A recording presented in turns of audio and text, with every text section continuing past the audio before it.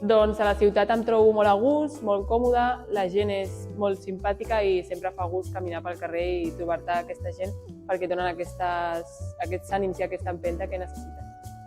Doncs el meu lloc preferit aquí a Girona és el Parc de la Devesa, perquè sempre que vinc caminant als entrenos hi ha molta gent, hi ha un ambient molt sa i dona gust passejar per allà. Doncs el que més m'agrada fer al meu temps lliure és sortir a passejar, quedar amb les de l'equip i anar a prendre cafès. El meu menjar preferit és la carn arrebossada o les mandonguilles que fa la meva mare. La meva pel·lícula preferida és de sempre Coach Carter, perquè tot el que té a veure amb el bàsquet és el que m'agrada i va ser la meva pel·lícula que em va marcar més. A part del bàsquet, el que he fet és fer un grau superior d'educació infantil. M'agradaria continuar estudiant, però ara estic una mica en stand-by.